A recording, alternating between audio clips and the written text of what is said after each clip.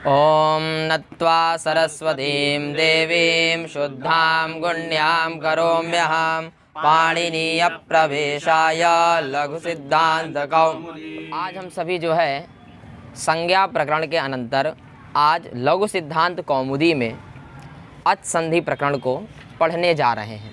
तो अब देखिए, सबसे पहले कह रहे हैं अथाच संधि। अथ अच संधि। अथ जो है मंगलवाची है। यहाँ अथ का दो अर्थ है। अनेक अर्थ होते हैं, लेकिन यहाँ हमको दो अर्थ समझना है। एक अथ मतलब अनंतर, और एक अथ जो है मंगलवाची शब्द भी है। तो संज्ञा प्रकरण के अनंतर अच संधि के बारे में बताने जा रहे हैं। अच संधि मतलब जो अचों की संधि है। जो आपने पीछे प्रत्याहार बनाना सीखा, तो उसमें हमने अच प्रत्याहार भी बनाना सीखा था। अगर अच के बाद में अच है तब कौन कौन से कार्य होंगे, इसके बारे में बताने जा रहे हैं। तो अच संधि में प्रथम सूत्र आया इको यणचि।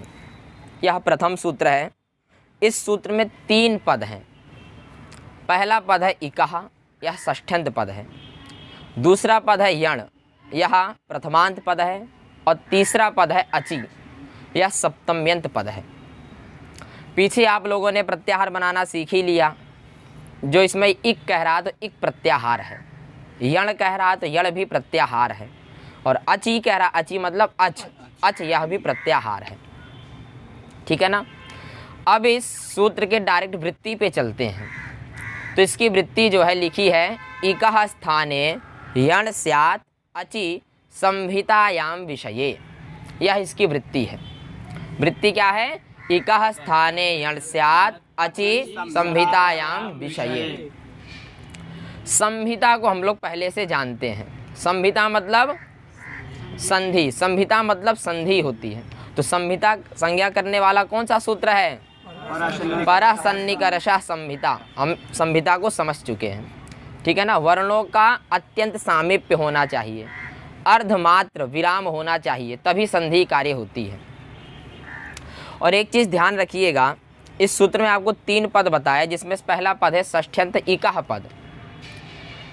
जहाँ भी जिस भी सूत्र में षष्ठ्यंत पद दिखाई दे, वहाँ षष्ठ्यंत को आपको स्थानीय समझना है। और जहाँ प्रथमांत पद दिखाई दे, जैसे यहाँ पर यण, प्रथमांत मतलब विधेय अथवा आदेश। और जहाँ सप्तम्यंत पद मिले, जैसे अचि, सप्तम्यंत मतलब होता निमित्त। ठीक है ना। तो इसमें भी देखिए 3 पद है। पहला इकः मतलब इक के स्थान पर। दूसरा है यण, यह प्रथमांत है, मतलब यण आदेश होता है। और तीसरा अचि है। तो मैंने बताया जहाँ सप्तमी हो वह निमित्त होता है, अच परे होने पर। यदि अच पर में है तो इक जो है, इक मतलब ई उ रील री, इन 4 वर्णों के स्थान पर क्या आदेश होगा? यण। यण अर्थात या वा रा ला। बात समझ गए। तो वही वृत्ति में कह रहे हैं कि इक के स्थान पर यण आदेश होता है अच परे होने पर। बात समझ गए। और एक बात और, संहिता विषये, संहिता की विषयता होनी चाहिए। यदि संहिता की विषयता है तो वहाँ यण आदेश आपको कर देना है। अब देखिए उदाहरण में चलते हैं। तो उदाहरण जैसे यहाँ सर्वप्रथम दिया गया सुधि और उपास्यः। ठीक है ना। सुधि उपास्यः।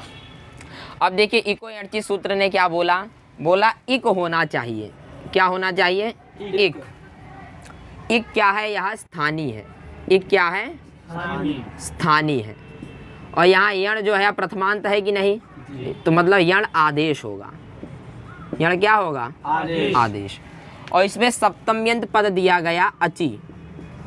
यह सप्तम्यंत है, और सप्तम्यंत क्या होता है? निमित्त, मतलब अच परे रहते। यह कार्य हमको करना है। तो हमारे सामने उदाहरण आया सुधि उपास्यः। अब सुधि में देखिए कई सारे इक हैं। एक तो सा में उ है, दूसरा धा में ई है। 2 इक दिख गए कि नहीं? इन दोनों के स्थान पर यण की प्राप्ति है, क्योंकि अच पर में है। अगर हम इस सा के उ को यण करें, सा के उ को, तो अच पर में है धा का ई, पर मतलब बाद में। ठीक है ना। तो ये सा का जो ऊ हुआ यह इक है कि नहीं, इक में आपके 4 वर्ण आते हैं, ई उ रील री, तो ऊ मिल गया। तो सूत्र कहता है क्या, इक हो तो इक के स्थान पर यण हो जाएगा, अगर बाद में अच है तो यहाँ देखिए इक भी है, इस इक के स्थान पर यण की प्राप्ति है, क्योंकि धा का ई अच में आता है, अच में 9 स्वर आते हैं, अच बाद में मिल गया। उसी प्रकार इस ई के स्थान पर भी यण की प्राप्ति है, ये भी इक प्रत्याहार में ई आता है, पहला ही वर्ण है। लेकिन अब यहाँ एक प्रश्न समस्या हो गई कि इक में तो जो है ह्रस्व ई ही आती है, इक में दीर्घ ई नहीं आती। आप प्रत्याहार बनाइए तो ई उ रे री 4 ही वर्ण आते हैं। क्या इक में दीर्घ ई है, दीर्घ ई नहीं है माहेश्वर सूत्र में, है कि नहीं। तो यहाँ दीर्घ ई को कैसे यण की प्राप्ति हो जाएगी। तो आप लोग को एक सूत्र बताया गया था संज्ञा प्रकरण में, अणुदित सवर्णस्य चा प्रत्ययः। सवर्णों का ग्रहण कब होगा, जब अण अविधीयमान हो।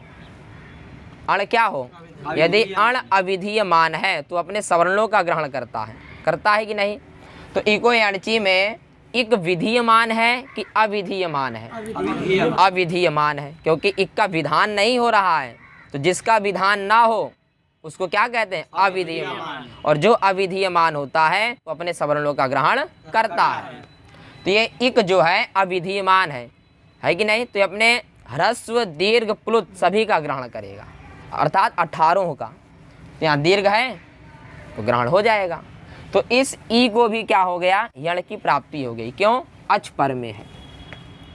अब हमारे सामने समस्या क्या खड़ी हो गई कि सा के ऊ को यण करें, धा के ई को यण करें, किसको यण करें, है ना, क्योंकि प्राप्ति इन दोनों में है।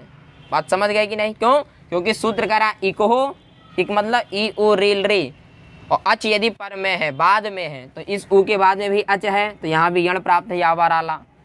ये भी इक है, अच बाद में है, तो यहाँ भी यण की प्राप्ति है। अब यहाँ समस्या खड़ी हो गई किसको यण करें। उसी प्रकार उपास्या में भी प्राप्त है ऊ को भी अगर माने तो उसी के समाधान में पाणिनि भगवान एक सूत्र और बनाते हैं, जो कि सूत्र है तस्मिन् निति निर्दिष्टे पूर्वस्य। यह जो सूत्र 6 प्रकार के होते हैं, जिसमें से इको यणची 6 में से कौन सा सूत्र है, विधि सूत्र। संज्ञा च परिभाषा च विधि नियम एव च अतिदेशो अधिकारश्च षड्विधम सूत्र लक्षणम।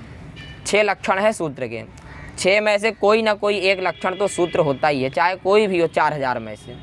तो इको यणची विधि सूत्र है, क्यों, क्योंकि यण का विधान कर रहा है, ठीक है ना। अब ऐसे ही यह सूत्र आया, तो यह सूत्र कैसा सूत्र है, तस्मिन् निति निर्दिष्टे। यह जो सूत्र है परिभाषा सूत्र है। और परिभाषा सूत्र कहाँ लगता है, विधि सूत्र में। ये परिभाषा की खासियत है, वो अपने में कभी नहीं लगता। कब लगेगा, हमेशा विधि, और कहीं नहीं, जो विधि सूत्र है वहीं लगता है। तो इस पुस्तक में जो तस्मिन् निति निर्दिष्टे का अर्थ दिया है, हम इस पर विचार ना करके एक विशेष अर्थ पे विचार करते हैं, क्योंकि वो सरल है, समझने में ठीक है, ये भी ठीक है, लेकिन वो ज़्यादा ठीक है। तो उसको समझ लेते हैं तो ये समझ में अपने आप आ जाएगा। तो तस्मिन् निति निर्दिष्टे पूर्वस्य, इसकी वृत्ति है औपश्लेषिकाधिकरण सप्तम्यंत पद घटिते शास्त्रे निर्दिष्टे पूर्वस्य इति पदद्वयम् उपतिष्ठते। क्या वृत्ति है इसकी, पहले बोले औपश्लेषिकाधिकरण। अभी मैंने आपको बताया इको यणची में अची जो है यह सप्तम्यंत है कि नहीं जी। तो सप्तमी 3 प्रकार की होती है। कितने प्रकार की, 3 प्रकार की। एक होती है अभिव्यापक, एक होती है वैषयिक, एक क्या होती है अभिव्यापक वैषयिक, और जो तीसरी सप्तमी है औपश्लेषिक सप्तमी। तीसरी कौन सी, औपश्लेषिक, अभिव्यापक, वैषयिक, ये 3 प्रकार की सप्तमी होती है। तो अब तस्मिन् निति क्या कह रहा है, औपश्लेषिकाधिकरण। कैसी सप्तमी चाहिए उसको, औपश्लेषिक सप्तमी चाहिए। तो इको यणची में अची सप्तमी है ना, सप्तमी विभक्ति का रूप है, और यह जो अची है यह औपश्लेषिक है। यह क्या है, औपश्लेषिक। अच्छा, औपश्लेषिक सप्तमी कहते किसको हैं, वैषयिक सप्तमी किसको कहते हैं। तो वैषयिक सप्तमी कहते हैं, जैसे हमने कहा मोक्षे इच्छा अस्ति, क्या बोला हमने, मोक्षे इच्छा अस्ति, या वैषयिक जो विषयता सप्तमी हो, विषय में मात्र हो, मोक्ष में मेरी इच्छा है, तो मोक्ष आधार हुआ कि नहीं हमारा, तो यह वैषयिक सप्तमी कहलाता है। तो साक्षात ना दिख के मनसी हो, मन में ही आधार बन जाए, प्रायः हुआ क्या है, वैषयिक सप्तमी है।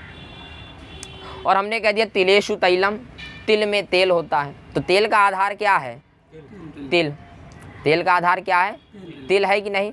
तो ये तिल में तेल एक जगह रहता है कि पूरे में रहता है, पूरे तिल में तेल रहता है कि नहीं।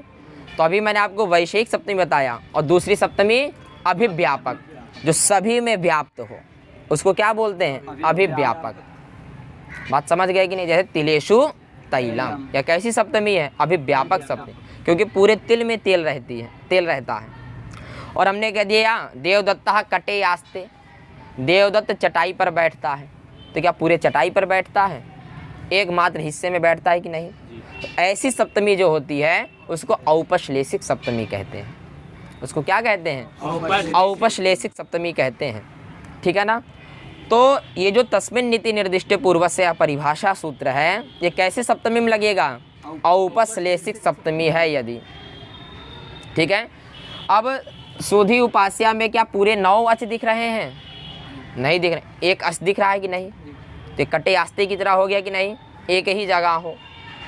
तो कह रहा है जहाँ औपश्लेषिक सप्तमी होगी, औपश्लेषिक अधिकरण, अधिकरण मतलब सप्तमी, जहाँ औपश्लेषिक आधार होगा, क्या है वृत्ति, औपश्लेषिक अधिकरण सप्तम्यंत पद, और सूत्र में जो पद हो वह सप्तम्यंत हो, और उस सप्तमी 3 प्रकार की है, तो 3 में से कौन सी सप्तमी चाहिए, औपश्लेषिक सप्तमी चाहिए। यदि ऐसी स्थिति है तो औपश्लेषिकाधिकरण सप्तम्यंत पद होना चाहिए, और घटिते शास्त्रे, या घटित होना चाहिए, शास्त्र मतलब सूत्रे, सूत्र में। तो इको एणची में अची है, सप्तमी है, औपश्लेषिकाधिकरण है, तो इस सूत्र में यह मिल गया कि नहीं। यदि ऐसी स्थिति मिलती है तो वहाँ 2 पद जाते हैं। कितने पद जाते हैं, एक निर्दिष्टे जाएगा, एक पूर्वस्य जाएगा। कहाँ जाएगा, एक जाएगा निर्दिष्टे और एक जाएगा पूर्वस्य। निर्दिष्टे मतलब अव्यवहिते, व्यवधान ना हो, और पूर्व मतलब पहले। अब निर्दिष्टे पूर्वस्य, इनमें सप्तमी है, तो ये अची के विशेषण बन जाएंगे, समझे कि नहीं। अब देखिए अर्थ क्या हो गया, इक के स्थान पर यण होगा, कैसा अच पर में हो, अव्यवहित अच, मतलब इक और अच में कोई व्यवधान नहीं होना चाहिए। और कैसे इक को यण होगा, जो पूर्व में होगा, कैसे इक को यण होगा, जो पूर्व में इक होगा, और जो पर में अच है उन दोनों में व्यवधान नहीं होना चाहिए। यदि ऐसी स्थिति है तो ऐसे इक को क्या होता है, यण होता है। अब आइए यहाँ पर, मैंने अभी आपको बताया सा में जो ऊ है इसको भी यण प्राप्त है कि नहीं, क्यों, क्योंकि अच पर में है धाका ई। अभी आपने परिभाषा सूत्र पढ़ा तो क्या बोलता है, औपश्लेषिकाधिकरण सप्तम्यंत होना चाहिए, तो है, इकवंची लग रहा तो अची है वहाँ, तो वहाँ 2 पद जाते हैं, कौन कौन से, एक निर्दिष्टे मतलब अव्यवहित मतलब व्यवधान ना हो, तो ऊ और ई में व्यवधान है क्या, है, या भाई यहाँ हल व्यवधान आ गया था, तो क्या इस ऊ को कभी यण हो सकता है, नहीं हो सकता।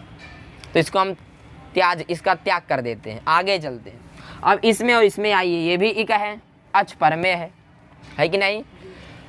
अब औपश्लेष इको एणची की प्राप्ति है, तो आप पहले याद देखिए यहाँ व्यवधान है क्या, पहला शर्त देखिए, ई और ऊ के बीच में व्यवधान है, नहीं है, तो 2 पद जाता है, निर्दिष्टे और पूर्वस्य, 2 जाएगा कि नहीं।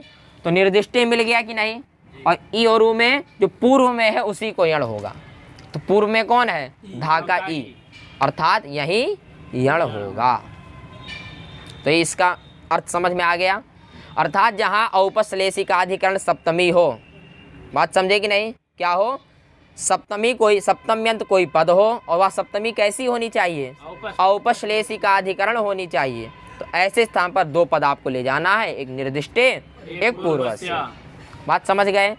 तो अब हमने देखा तो किस इक को यण की प्राप्ति हुई, धा के ई को प्राप्ति हुई। अब इस या जो ई है यहाँ मैं ऐसे लिख देता हूँ, इसके स्थान पर यण की प्राप्ति हो गई। किसकी प्राप्ति हो गई? यण। यण मतलब या व राला। ई कितना है? ई यहाँ पर तो अकेला है और यण कितने हैं? 4 हैं। भाई कोई अकेला व्यक्ति हो, 4 लोग मिल के मारो, क्या न्याय है ये? नहीं है। फिर तो वही है, आप बन गए क्या? दुर्योधन। अकेले पाए, अभिमन्यु को मार के बहा दिए। तो यहाँ ऐसी स्थिति, हमको शास्त्रोचित कार्य करना है। ई अकेला है, यण 4 है। अब समस्या खड़ी हो गई। एक तो समस्या सुलझा दे किस ई को यण करना है, लेकिन दूसरी समस्या हो गई अब यण कौन सा करना है। तब पाणिनि भगवान एक परिभाषा सूत्र और बनाते हैं, जो है स्थानेन्तरतमः। स्थाने यह सप्तम्यंत है, अंतरतमः प्रथमांत है कि नहीं? यह भी कैसा सूत्र है? परिभाषा सूत्र है। तो कहाँ लगेगा ये? विधि में। तो विधि सूत्र कौन सा पढ़े हम? अर्थात यह भी उसी की सहायता करेगा। समझे कि नहीं? तो पहले इसका अर्थ समझते हैं। सूत्र स्थाने, तो अर्थ हुआ जहाँ भी स्थाने पद होगा वहाँ अंतरतमः जाएगा। जैसे औपश्लेषिकाधिकरण सप्तम्यंत है तो कौन से पद जाते हैं? 2 पद। कौन कौन से? निर्दिष्टे और पूर्वस्य। वैसे स्थानेन्तरतमः बोला, जहाँ स्थानीय होगा वहाँ क्या जाएगा? अंतरतमः जाएगा। तो इको एनर्जी की वृत्ति में स्थानीय आया था कि नहीं? है? तो स्थानीय मिल गया हमको वहाँ, है? तो वहाँ क्या जाएगा? अंतरतमः। क्या जाएगा? अंतरतम अर्थात सदृशतम आदेश होगा। समझे कि नहीं? तो वृत्ति में आप देखेंगे तो वृत्ति में क्या कह रहे हैं? प्रसंगे सति सदृशतम आदेशः स्यात्। अच्छा, प्रसंगे मतलब प्राप्ति। प्रसंगे मतलब प्राप्ति, और सामान्य प्राप्ति नहीं। जब एक स्थानीय के स्थान पर अनेकों की प्राप्ति हो, उसी को प्रसंग कहते हैं। तो यहाँ एक स्थानीय है ई। स्थानीय मतलब आप जिसके स्थान पर कार्य करने जा रहे हैं। तो अभी कोई चीज इसके स्थान पर कार्य करने जा रहा है, तो स्थानीय कौन हुआ? ई हुआ, धा का ई। अब स्थानेन्तरतमः कह रहा है, अगर एक स्थानीय है और उसके स्थान पर अनेकों की प्राप्ति हो, ऐसे प्रसंग होने पर, ऐसी प्राप्ति होने पर क्या होगा? अंतरतमः। कौन सा पद जाएगा? अंतरतमः अर्थात सदृशतम। यहाँ तम प्रत्यय लगा है, और तम प्रत्यय जो है अतिशय अर्थ को बताता है। बात समझे कि नहीं? अब ये अर्थ हो गया कि भाई जो धा का ई है स्थानीय है, इसके स्थान पर यण आदेश करना है, क्योंकि एक के स्थान पर अनेक की प्राप्ति हो गई। और जब एक के स्थान पर अनेक की प्राप्ति हो तो कौन सा पद जाएगा? अंतरतम अर्थात सदृशतम, अर्थात जो ई के समान होगा वही आपको आदेश करना है। सदृश उसी के समान होना चाहिए, है कि नहीं? अब यहाँ हम यण लिख देते हैं। क्या लिख देते हैं? यण। ठीक। यण कितने हैं? 4। या वा रा ला। एक चीज और ध्यान रखिएगा, जैसे स्थानेन्तरतमः ने कहा सदृशतम आदेश होगा, तो सादृश्य जो है 4 प्रकार का होता है। सादृश्य जो है 4 प्रकार से देखा जाता है। पहला स्थानकृत, दूसरा गुणकृत, तीसरा प्रमाणकृत और चौथा अर्थकृत। ये 4 प्रकार से हमको देखना है। तो क्रमशः सब आते जाएंगे, हम समझते जाएंगे कि स्थानकृत क्या है, गुणकृत क्या है, अर्थ क्या है, प्रमाण क्या है, क्रमशः आएंगे। ठीक है ना? तो अब देखिए, स्थानेन्तरतमः ने कह दिया कि प्रसंगी अर्थात एक के स्थान पर अनेक की जब प्राप्ति हो तो वहाँ कौन सा पद जाएगा? अंतरतमः जाएगा। हुआ कि नहीं? तो अंतरतम है, जैसे ई है तो ई का जो अंतरतम होगा वही आपको ला देना है। आदेशः स्यात्, वही आदेश कर देना है कि नहीं? तो अब मैंने बताया सादृश्य कितने प्रकार से देखा जाता है? 4 प्रकार से। पहला है तो स्थान मिलाइए पहले। तो ई का स्थान क्या है? इचु यशानाम तालु। ई मतलब तालु। ई का स्थान क्या है? तालु। तालुस बोला जाता है। अब यावा राला में देखिए, जिसका स्थान तालु होगा वही यहाँ पर ला देना है। ला का स्थान क्या है? ऋतुलसानाम दंत है। ये तो नहीं आएगा क्योंकि ये सदृशतम नहीं है भाई। रा का स्थान क्या है? ऋतुरसाणाम, ये भी तालु नहीं है। वा का स्थान क्या है? वकारस्य। ये तो दो दो लेके बैठा, लेकिन किसी काम का नहीं। अब आइए या पे, या का स्थान क्या है? ईचु यशानाम, या बोल दिया ना, तो या का स्थान क्या है? तालु। तो ई के सदृशतम कौन है? या, अर्थात 3 हट गए, 3 हट गए, तो क्या आदेश हो जाएगा? या आदेश हो जाएगा। तो ये ई गया और ई के स्थान पर ये ई चला गया, धा का ई। तो इस प्रकार से स्थिति बनी, सु धा या, ई तो चला गया ये, और आगे उपास्य। ठीक है ना, ऐसा हो गया, सुधाया और उपास्य। स्थिति क्या बन गई? सुधाया और उपास्य। बात समझ गए ना? ई के स्थान पर या कैसे आ गया? 2 परिभाषा सूत्र लगा, एक तस्मिन् नीति निर्दिष्टे पूर्वस्य और दूसरा स्थानेन्तरतम। ठीक है। अब देखिए, इतनी स्थिति बनने के बाद अब एक सूत्र और प्राप्त हो गया यहाँ, अनचिचा। क्या सूत्र है? अनचिचा। अनचिचा। ये सूत्र कहता है अचः परस्य यरो द्वे वास्तः। समझे कि नहीं? न तु अचि, तो वही करें न त्वचि, यण वहाँ भी कर दिए। अब देखिए, सूत्र में पहले बोला अचः।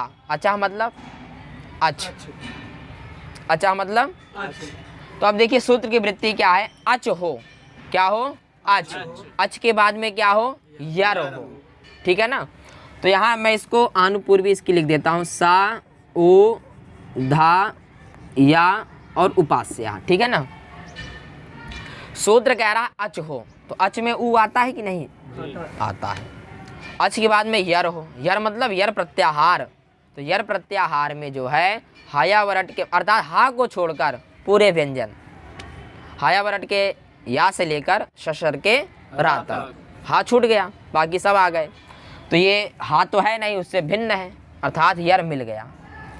और कह रहा अचा परस यरो द्वे, तो उसी यर को क्या होगा? द्वे मतलब डबल हो जाएगा, द्वित्व हो जाएगा। कब हो जाएगा?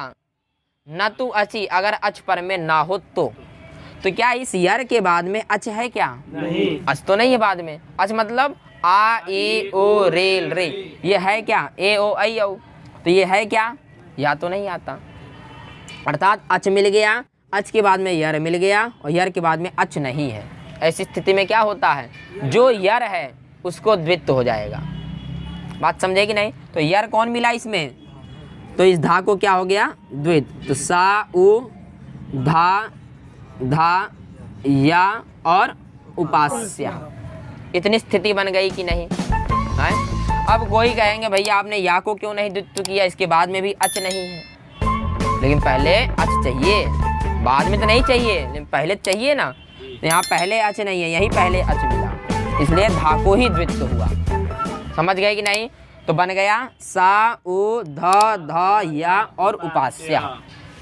बात समझ गए? तो आज इतना ही रखते हैं, क्योंकि समय ज़्यादा हो गया है। अगली कक्षा कल करेंगे।